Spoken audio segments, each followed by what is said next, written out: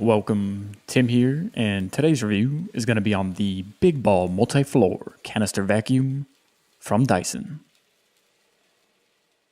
This is a very versatile vacuum, allowing you to easily swap between different detachable parts, giving you the proper distance or tool required to give you maximum efficiency. In this video, I will go over most of the vacuum's features, show you some problems that you may encounter, and obviously talk about all the good stuff as well. On the base of the canister is a little handle, giving you the ability to easily carry this vacuum from room to room, or even better yet, while vacuuming. This also gives you the ability to store this on a wall, which you're unlikely to do. I would imagine most people will be storing this in a common closet, and it will fit just fine in a very small one. But if you're even shorter on space, the vacuum can be easily dismantled in less than 30 seconds and thrown right back into the original box. This is my second Dyson vacuum. I've been using the DC 24 ball upright since May of 2011. That's still in working condition, but some of the rubber sealant needs to be replaced, and I figured it was time for an upgrade, mainly because of the dog. More on that later.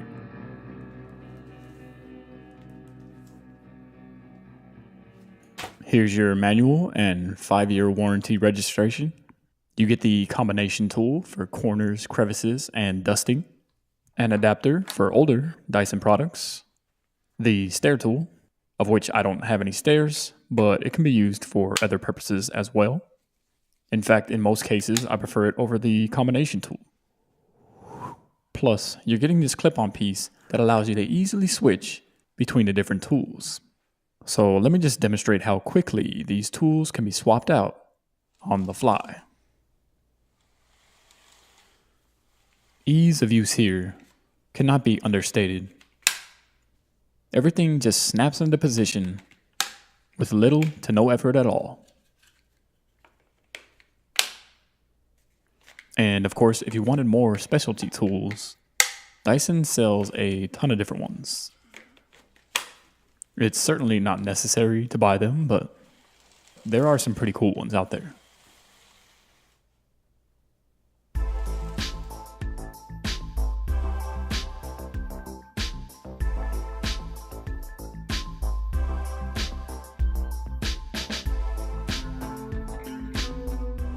If you've never used a Dyson vacuum before, the turning radius on these things is excellent. Because they use a ball instead of standard wheels, your control over the device is very precise.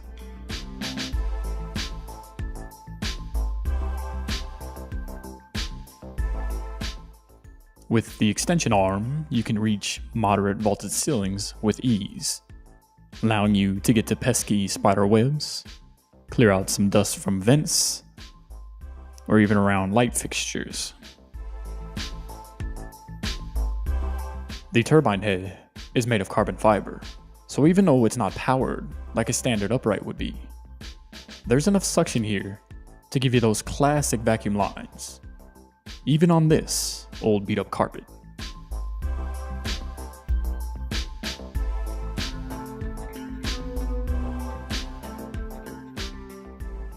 On a delicate surface, I like to use the combination tool. This way I can get some distance from the fabric so the suction doesn't pull on it, but there's still enough airflow to get all the particles off. And of course, it's really good at getting in the corners.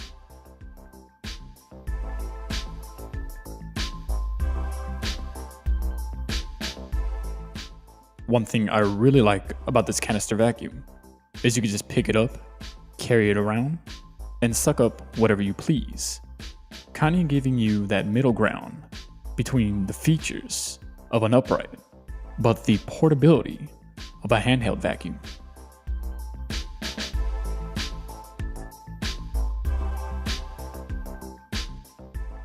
Now, for the main reason I've wanted this vacuum for a very long time. For the first few years of my old vacuum, there was no issues. Then this dog came along, and she sheds like crazy. It's not even just the hair, she brings everything into this house. So I was constantly emptying the bin because it just wasn't big enough. And I knew that this canister vacuum had a much bigger trash bin for about the same price.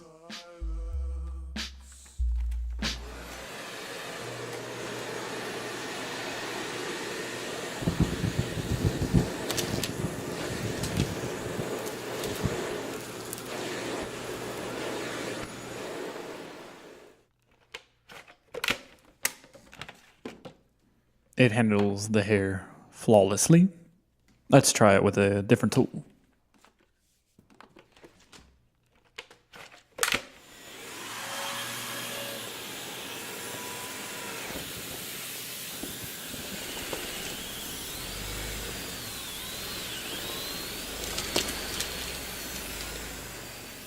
Obviously not the right tool for the job, but I needed to show you how to untangle this anyways.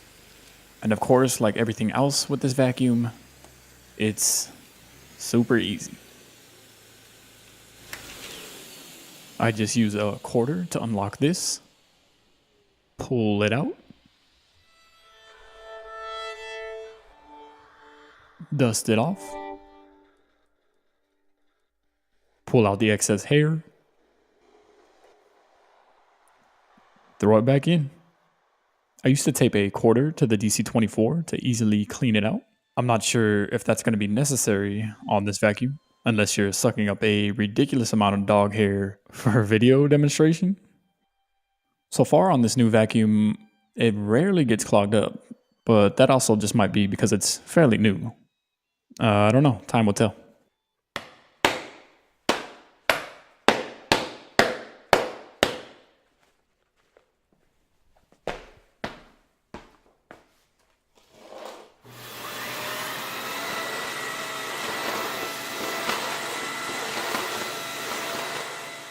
On hard floors, it sucks up common dirt and dust like it was never even there. So let's try something a little more difficult.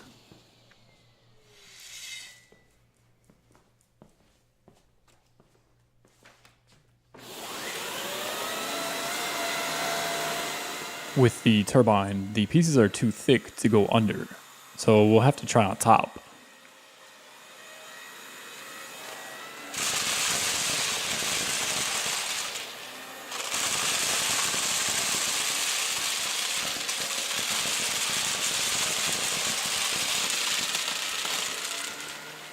So it's working, but this would work a lot better and faster without the turbine.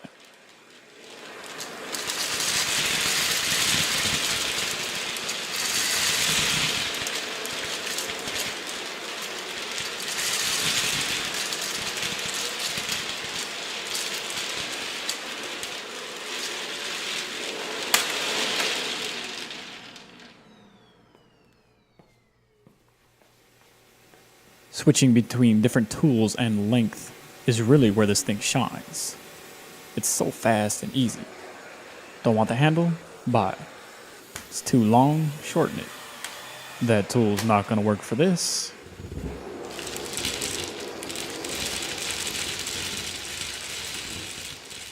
Do you need to get a little closer, or you only want the hose?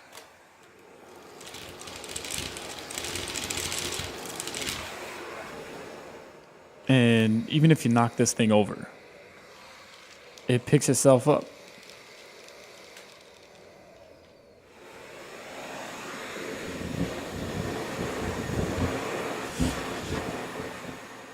The engineers at Dyson pretty much think of everything. Oh look, it even turns on a dime.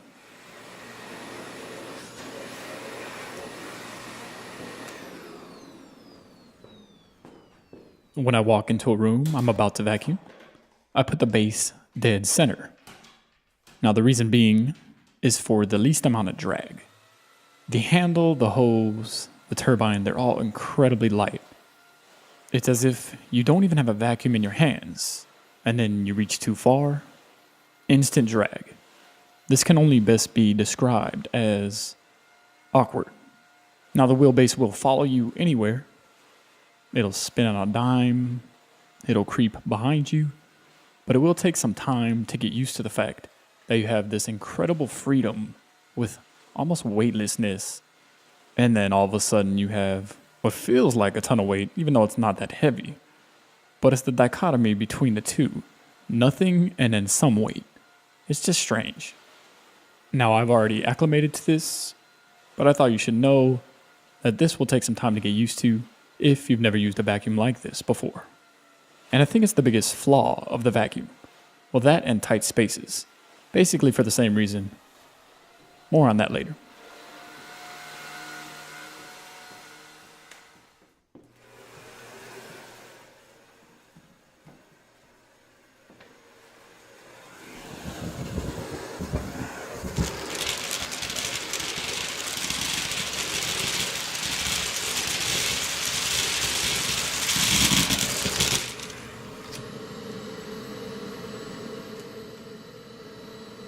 Now that you've filled up the bin, you'll need to empty it. Push in this button right here, pull out the bin. You may start to lose power if you go above this line right here, and possibly clog up some of the parts. Push in this red part to release all the dirt and dust. If you do happen to clog up the device, since all the components are so easily removed, it's never really an issue. This canister vacuum does have a filter. If you don't want to deal with this, there is essentially a $500 version of this vacuum that has none, and thus is more powerful. The filter will need to be washed and then dried to keep maximum performance. Let it sit for about 24 hours. It is recommended that you do this once a month. When you're done, put it back in.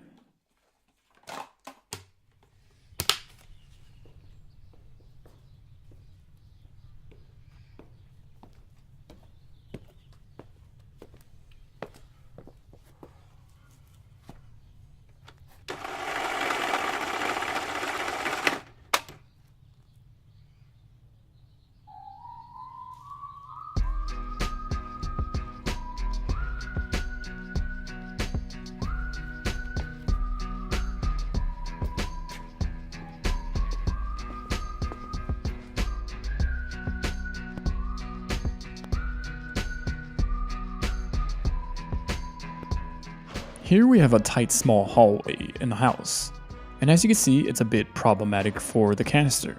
It just wants to cut off the corners and run into walls. You'll need to drag it into the center to avoid those problems.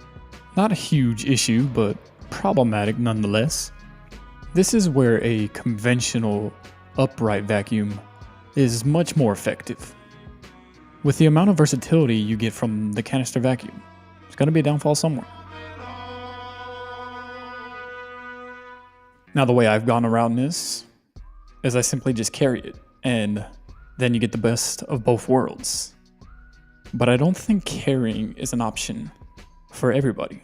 For me, I really think it's a great feature and it's incredibly easy, but for maybe small children or the elderly, it's probably a bit much.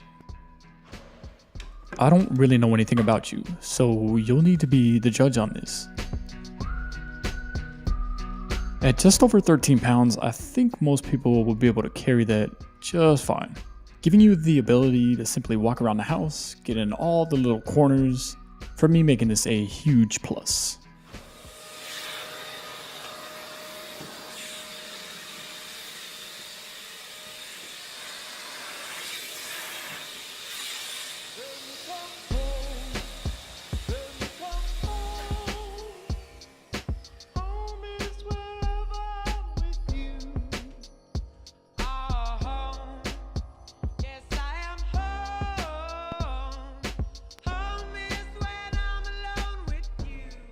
The combination tool can be adjusted so you can get better performance on multiple surface types and in different situations, such as windows, the corners of the carpets, baseboards, hard to reach areas, and crevices of the couch. This vacuum performs much better than my previous one in corners and crevices, mainly due to its power.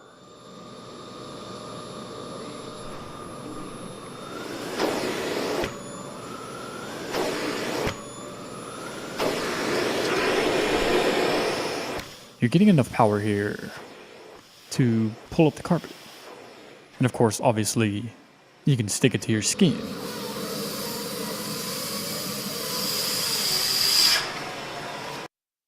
Now, having a lot of power can be problematic in certain situations. So with this really thick rug, if I try to pull back, it actually lifts up the carpet. And it's not much better when I'm trying to push.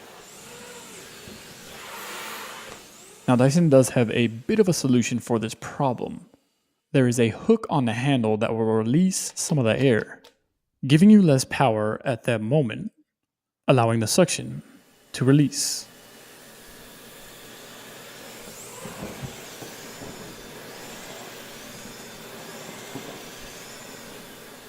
Now, quite honestly, that feature didn't do much of anything on that small, thick rug. But it was much more effective on this bigger style rug. If you have a very thick, small rug, this vacuum probably isn't going to do very well with that. But it's hard for me to see too much power as a negative.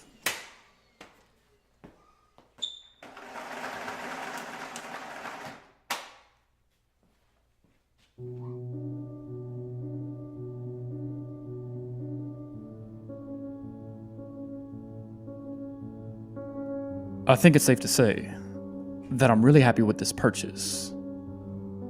The versatile functionality, along with ease of use and probable longevity, due to the fact that my other Dyson is still working after 7 years of use, leads me to believe that the $300 price tag is warranted.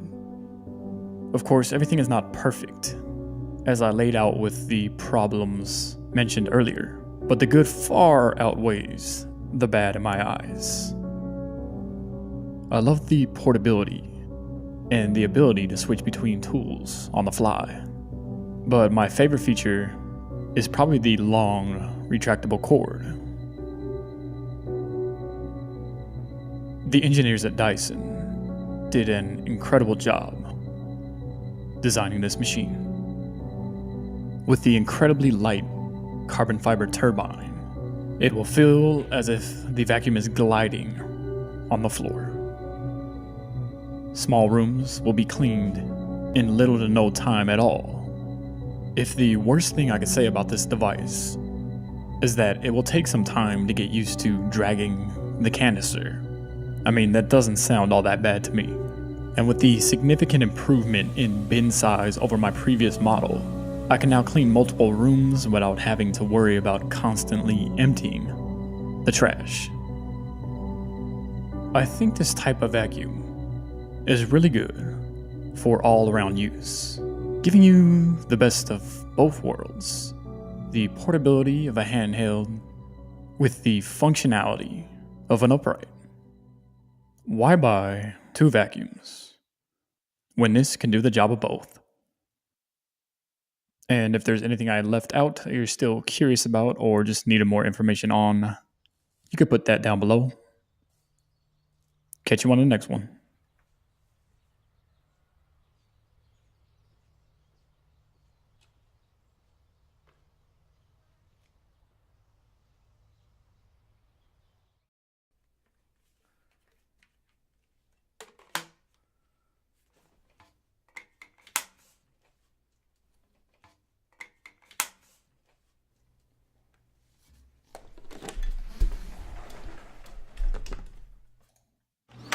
Welcome, Tim here, and today's review is going to be on the Big Ball Multifloor Canister Vacuum from Dyson. This is a very versatile vacuum, allowing you to easily swap between different detachable parts, giving you the proper distance or tool required to give you maximum efficiency. In this video, I will go over most of the vacuum's features, show you some problems that you may encounter, and obviously talk about all the good stuff as well. On the base of the canister is a little handle, giving you the ability to easily carry this vacuum from room to room, or even better yet, while vacuuming. This also gives you the ability to store this on a wall, which you're unlikely to do. I would imagine most people will be storing this in a common closet, and it will fit just fine in a very small one. But if you're even shorter on space, the vacuum can be easily dismantled in less than 30 seconds and thrown right back into the original box. This is my second Dyson vacuum. I've been using the DC 24 ball upright since May of 2011.